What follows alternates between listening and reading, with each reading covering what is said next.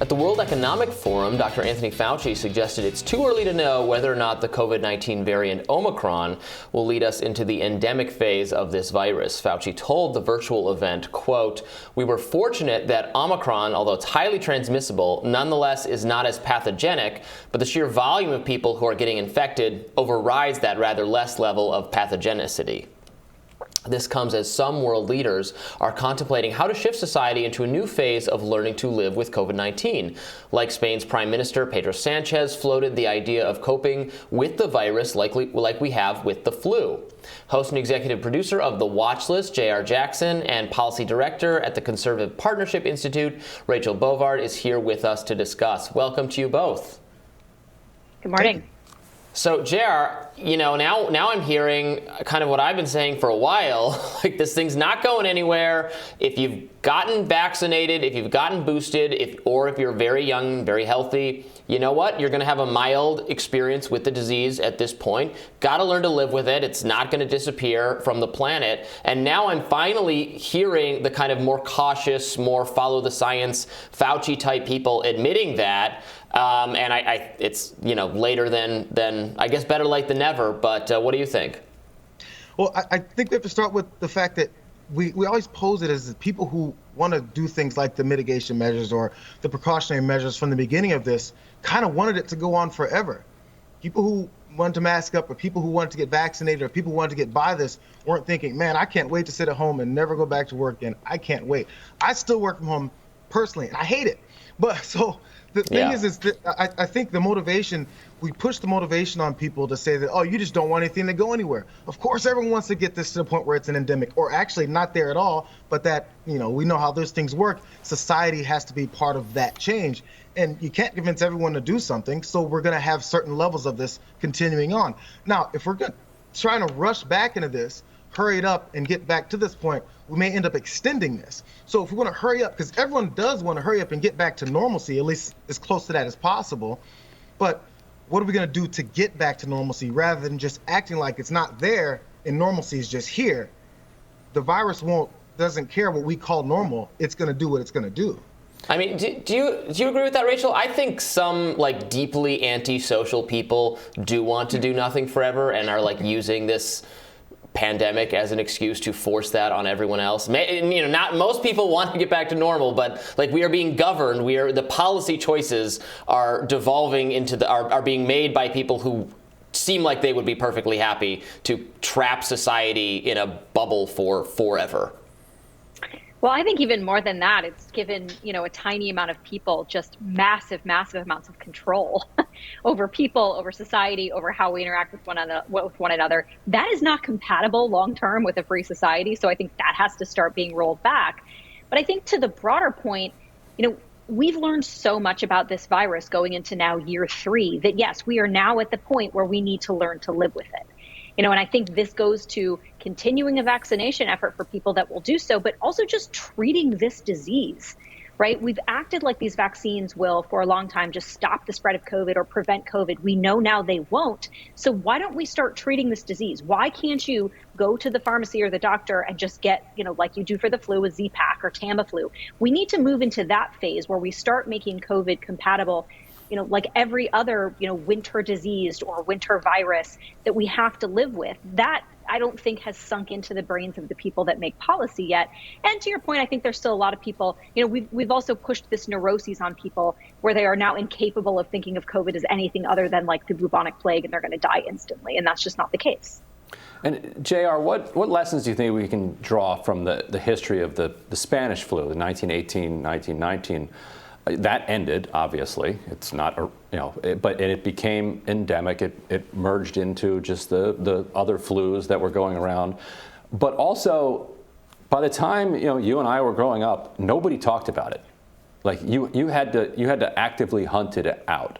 A book came out about it maybe 10, 15 years ago that some people read. But other than that, it was this kind of devastating, world-changing event that just vanished from world history.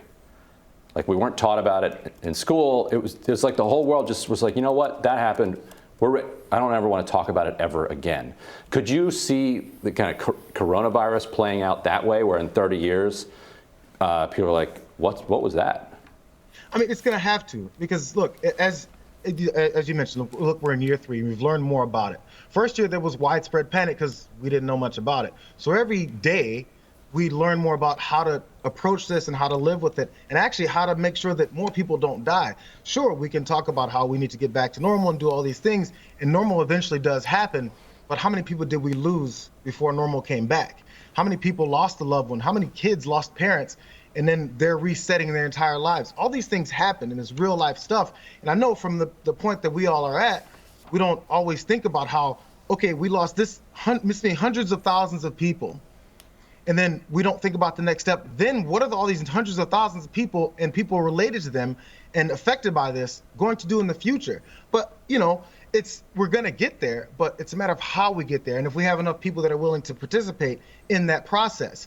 I mean, fine, if you don't want to get vaccinated, cool, but we have pushback against normal measures like masking or distancing, or, hey, let's not go and collect in a big group every winter just to spread this a little bit more. I get that everyone loves going and seeing their family. I haven't seen my parents in these couple past Christmases and Thanksgivings. I hate that. But I would like them to be around a little bit longer for me and for the rest of my family. So I think if we have this certain mindset to approach it like we're going into the future rather than just going, where the future is now, then we'll get there, but it's going to take a little bit of time.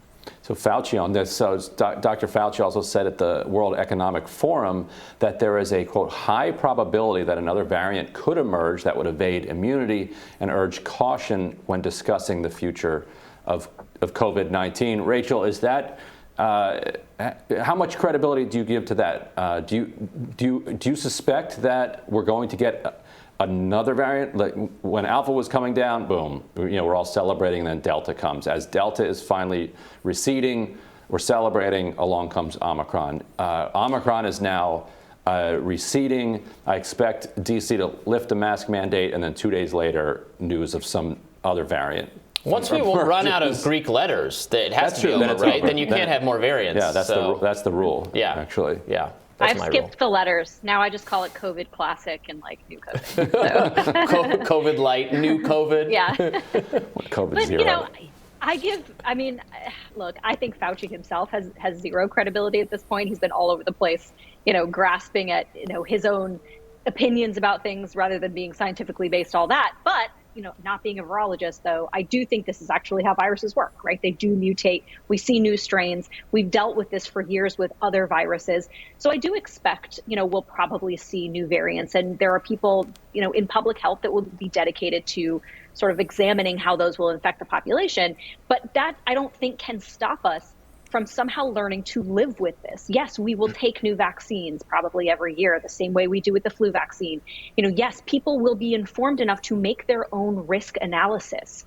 We've lost that ability with COVID. We've every time a new variant comes along, regardless of strain, regardless of what we've learned about it, we completely shut down again. We put mask mandates on everyone. We say kids have to eat outside at lunch and can't talk to their friends. Like, that's insane. And that just isn't sustainable. So you have to have a balanced approach like we do with every other virus, where we assess it for its risks. We tell people about it honestly. We don't politicize it, and we let people make their own choices. That's how we're going to get out of this. And we're still not there yet. And I think people are getting really fed up with it. Yeah, that's what I think. JR, we're still treating it like everyone has to do the same thing. You can't account for individual risk level. Everybody has to kind of operate from the standpoint of the most risk-averse person. And I just feel like that, that's going to have to come to an end. That's going to have to fall apart. And you can allow more cautious people to be more cautious, and people who are willing to be less cautious to be less cautious. Well, with the society, though, so the most risk-averse people still live in our society, and I guess we can just say, who cares? But I mean, that's just a matter of people's opinion and their thoughts about their other members of our society. So if I'm thinking about the risk-averse people, or the people who actually can't take the vaccine, right? We have those types of folks. So, or if we're talking about a personal responsibility or my personal choice to do certain things, there's a society. So sometimes your choice affects me. So if I don't want to catch COVID, which I haven't, so then I've done all these things to avoid that. Now, some people can't. Sometimes their jobs don't allow them to. So you would hope that others that are in those surrounding circles might consider their fellow man and maybe do things that will help them or do things that will help mitigate this spread. And then we will get back to work. Yes, normalcy will happen. We have to get through the woods first before we make it into the clearing. But we have to do the work. We're a little bit impatient. And again, that goes across the board. And that's what gets these hyper responses about what we should do. And you should do this and you should do that, or you shouldn't do that. And I can't believe you're telling me and my kid to do that or not do that. We have this big fight because we're impatient. If we put our heads down, because we're determined Americans, we're the greatest country in the face of the earth, let's start acting like it and do things and grit our teeth and get it done. Right.